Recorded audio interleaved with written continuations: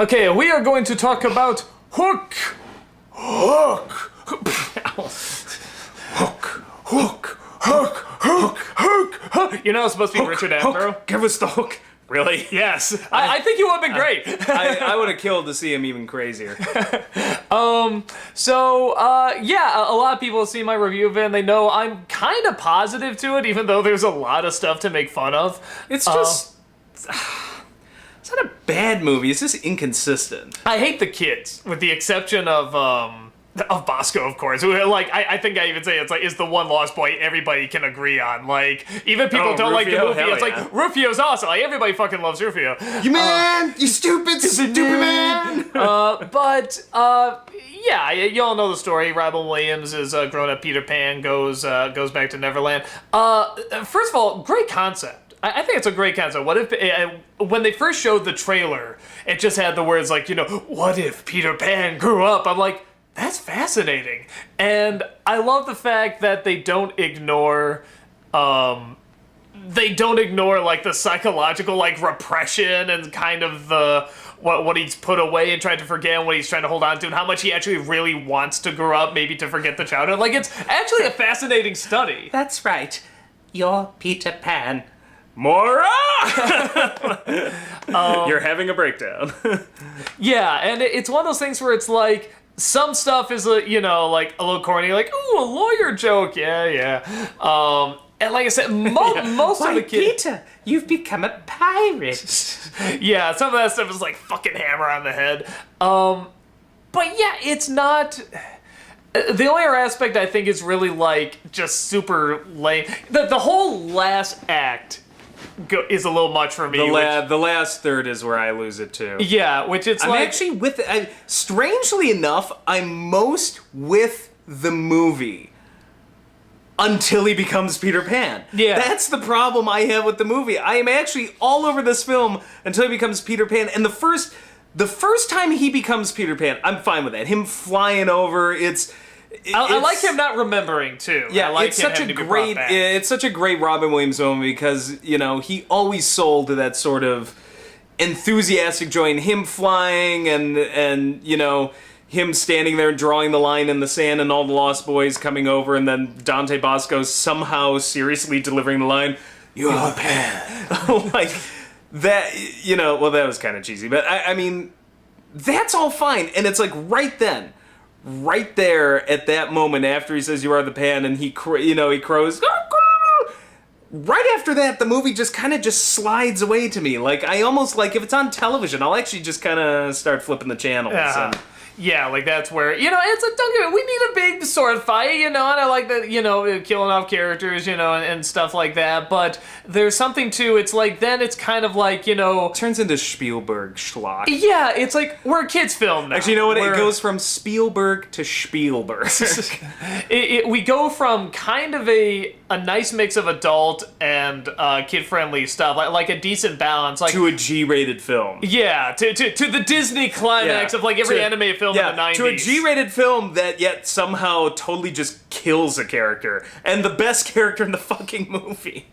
So, yeah, it's, I think, so the last third, I would say, and I don't blame the actors, but the child actors are really annoying, and they're not written very interesting. It's the girl. For me, it's that girl. Oh yeah, she's pretty bad. She was a kid. I'm sure we're she's really a not wonderful blaming. person as a grown up. I don't know what the hell she went on to, but in this movie, it's just. Just want to stab my ears. The son almost works because you can really see kind of the anger and stuff like that. Close. But plus that scene with her bashing all the clocks, he's like, Jesus Christ. Yeah. But yeah, it's one of those things where you still. Your pen, your man, it's just stupid. I really hate Happy those 4th Peter, like birthday. I can't. Yeah, no. It doesn't become like too much. It doesn't like become like a Disney anime film. It becomes like a Disney anime film from like the 40s. You know, the way they talk. But yeah, well, then again, you could argue maybe they're all from the Victorian era, the 40s, or maybe it's just the sequel to the Disney one, which was made. Well, that was more the 50s, wasn't it, or 60s? I can't remember. 50s, But yeah, no, but there was one, something that really made this fascinating to me. I'll be totally honest. I was watching with my girlfriend at the time, and we were kind of high. And we were watching this movie. No. And she brought up something that actually legitimately blew my mind. I was like, holy shit, I never thought about that. The scene where he decides to go back, he sees Wendy's daughter, Moira, just immediately gets a boner and kisses her or whatever. And just kind of, I don't know, I guess he just finally hit puberty or whatever. And then she decides to raise him, and my girlfriend just brought up a good point. She says, oh my god, that's beautiful. I'm like, what, just love at first sight or something? It's like, no, the fact that Wendy and him, they were like a crush. She definitely had a crush on him. And then she gets older, and then like she makes the choice to see him not choose her, because obviously she's older now, but like her daughter, and she chooses to like raise him as her child and stuff. I'm like, holy shit, I never thought about that. Like, it's beautiful suddenly, or creepy? both. It can be both. Beautifully creepy, okay. But as soon as I heard that, I'm like, oh my god, like I never thought about that, because you so do not see, obviously, Maggie Smith and Robin Williams as an item, but it's like, yeah, man, when you really look at, like, you know, the time lapse and who grows up and who doesn't and stuff, it's really like... The best part of the moments for me are really just early on, between the John Williams score, which it's one of his best. Yeah. And it's so good, you'll hear it again and again in every single film he's done since. Like, I swear to God, it's all Hook. Between the score and the atmosphere and the cinematography, those early scenes, you know, where he goes into the nursery for the first time and you see the murals on the wall, the scene where Hook invades, you know, and they've got the thing going on at the hospital at the same time, you know, the after scene where she's explaining that he's Peter Pan. There's such, like, this weird, dark sense of mystery to it. Like, it's like Spielberg filmed it like Raiders of the Lost Ark, when they talk about finding the Ark and you get that whoosh of wind, like, like God is watching. Like, the whole first part of that movie has that feeling, and parts of it carry over in Neverland early on, but again, once he becomes Pan, that it just gets chucked out the window, and it just becomes kind of like a completely different film. Yeah, like a goofy kids comedy. And don't get me wrong, we need the fun. I get it. We need the fun aspect. It's Peter Pan. But no, I agree. But Robin Williams' best work is also in the first part of that. Or, you know, I love the scene where he's recounting, you know, when he wanted to leave Neverland. He's like, I wanted to become a father. And, you know, like, there's some great acting there. And, like, I'm sorry, but the stuff in the third part, it's just Robin Williams' shtick.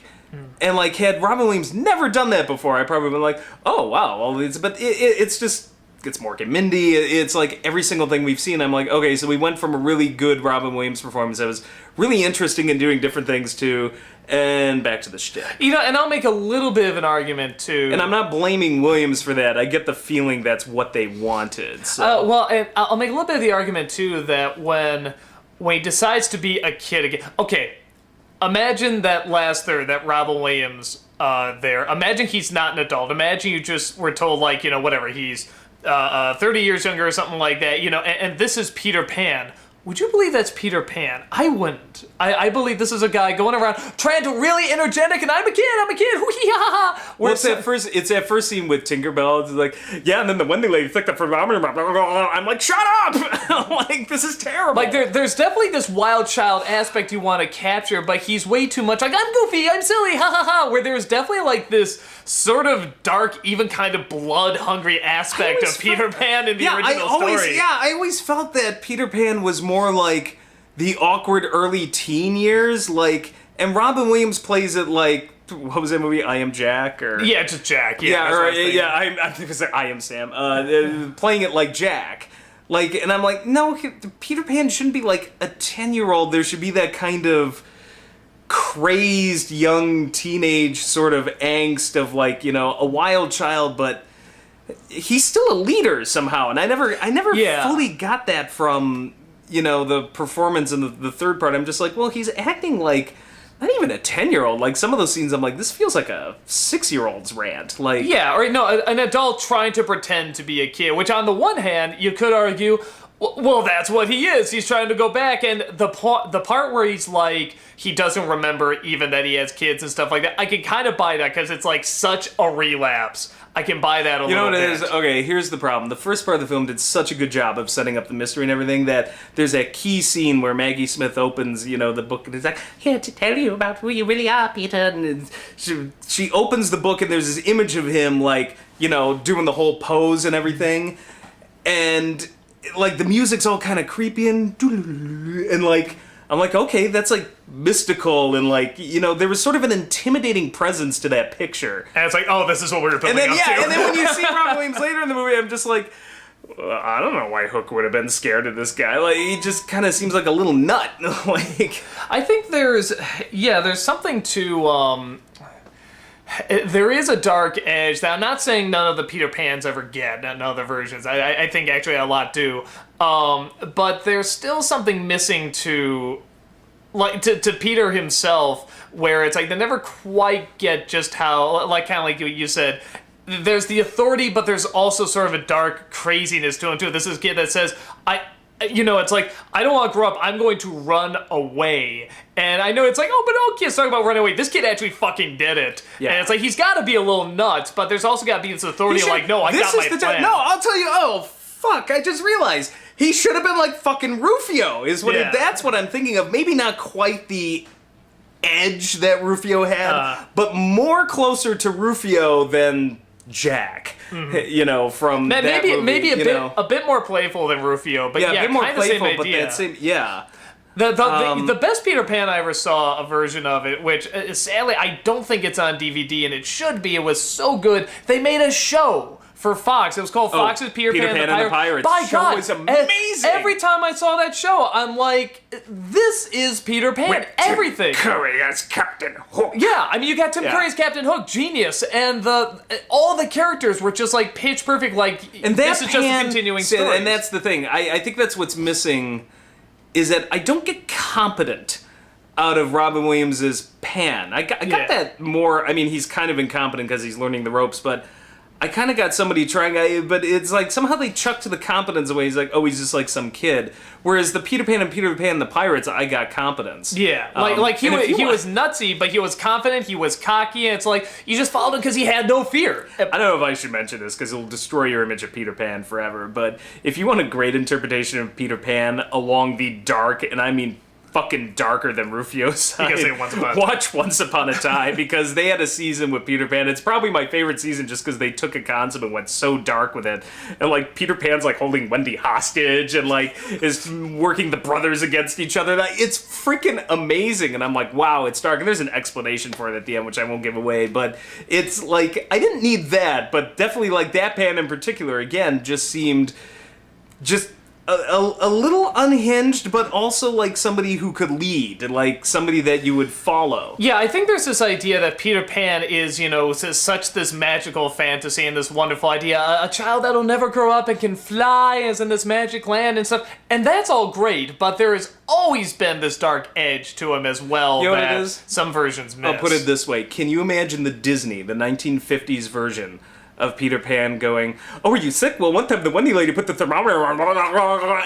No, you can't. That Peter Pan wouldn't have done that. Yeah. Because they took the character seriously. And that's kind of where I lose the film, is that it takes itself really seriously. Like, it's Spielberg at some of his, like, best. It's like Raiders. He's taking a ridiculously stupid idea, like so dumb. Like, really, we're searching for the Ark of the Covenant, and this guy with a fedora and his weapon is a whip. It's like, if you write it on paper, you're like, it's the dumbest idea, but the way he directed it and the way the writing worked and everything, it took itself seriously enough that it really worked. And like the first 2/3 of Hook really kind of do that, and then that third part just, it went from Raiders to Kingdom of the Crystal Skull. But what I like, too, is that it balanced out just enough, I think, with Dustin Hoffman as Hook and Hoskins as Smee. Yeah, it balanced out the comedy. They were the comedic relief. Yeah, the villain was actually more the fun. And those two are so great. Yeah,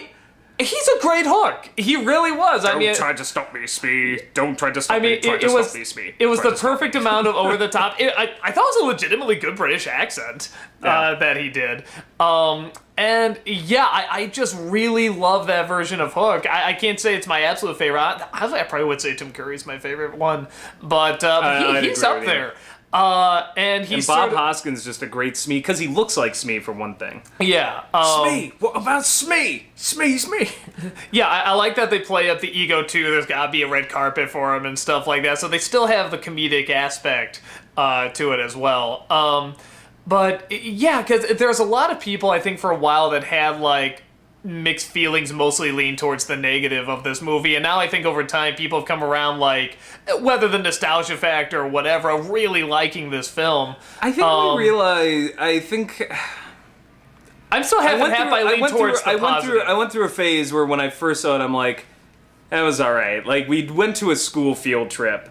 And we all wanted to see Alien 3, and instead we saw Hook. Now, in retrospect, we actually lucked out, because Alien 3 was a bit of a downer. But we didn't know at the time, we thought it was going to be as good as Alien. So, I think we all came out and were like, that was alright. Like, I think we were all surprised that it was funnier than we thought it was going to be. Because even though it was PG-13, we kind of thought it was going to be a kid's film, and even though it ended that way, you know. So we were like, kind of, it was alright, and then somewhere in high school I went through this phase, and I'm like, this movie sucks, it's really cheesy, and now, like, when I look at it, like, from a filmmaker's perspective, like, with a real critical eye, I'm like, no, there's a lot of good things in here, it's just inconsistent, it's just very schizo, It's like two separate movies going on. One really, really good, and the other just... a corny kids film. Just a corny kids film, yeah. And like I said, for the most part, they balance out okay until you get to the very end. I think we always had this big discussion that Spielberg doesn't end his films very well. No. You know, it's like some he can, but I mean, it's always like the weakest part. The tightest ending he ever had, I think, was still Jurassic Park. Mm-hmm. Just, and we're gone, we're done. Yeah. Mic drop, goodbye, everybody. Yeah, that was it. The T-Rex comes in, drops the fucking mic, helicopters, John Williams music, we're out of here. Like, I'm like, you don't need anything else. I think he realized at somebody's like, you know what? Fuck it. We're just doing, I'm out.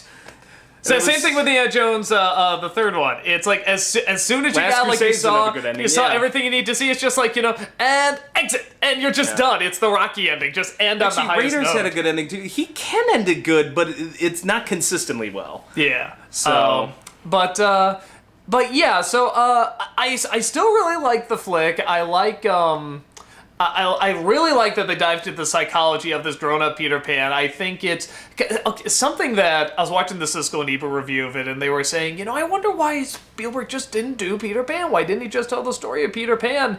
And I just think this is still such a good concept of Peter Pan, forgetting about his past and trying to regain it and trying to remember his childhood and repression. It's a fascinating idea. I'm not sure, and I don't mean this to insult Spielberg.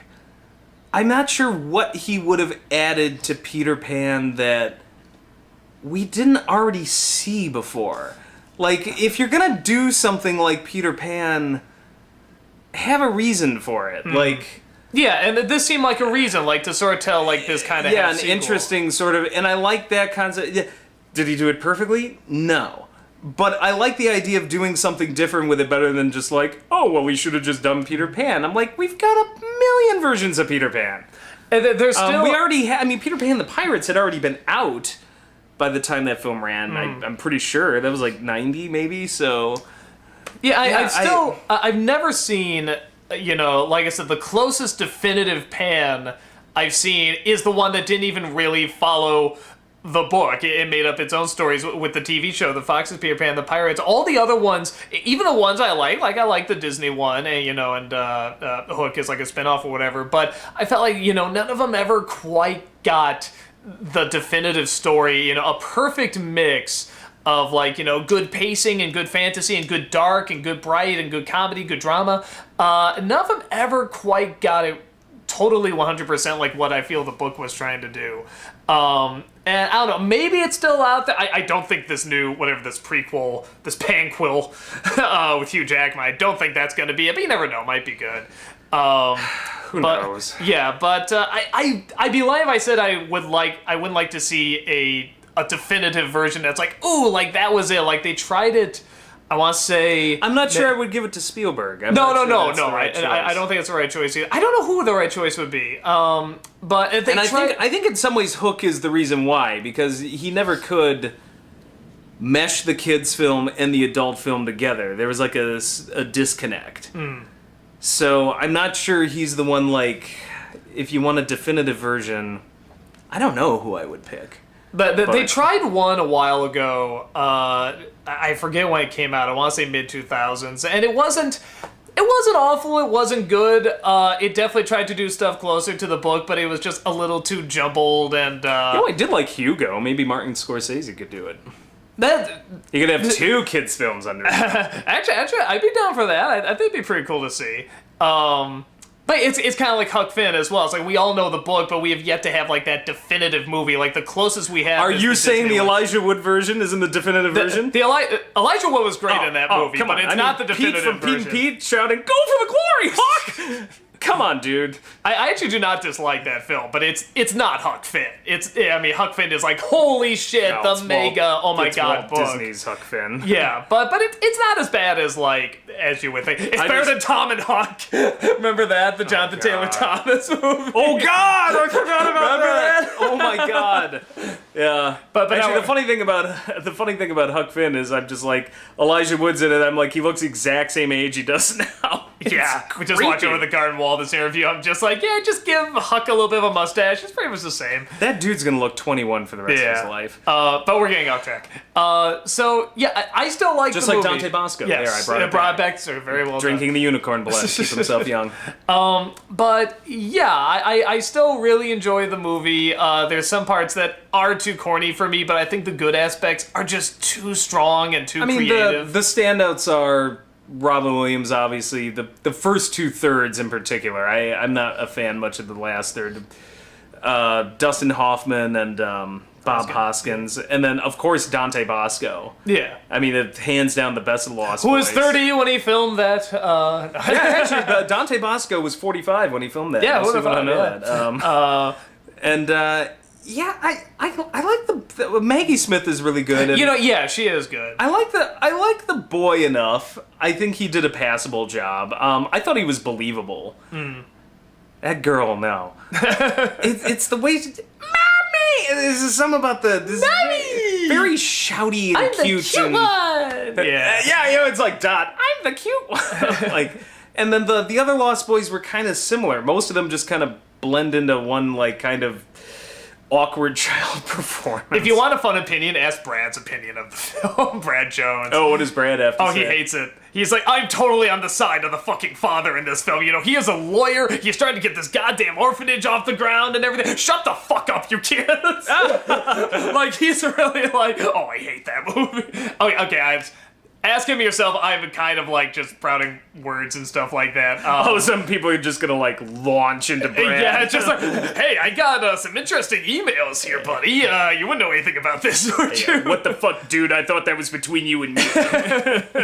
No, I don't know if he hates it, but I know like he's not a fan of it, and mostly because he's on the side of Robin Williams. I will say.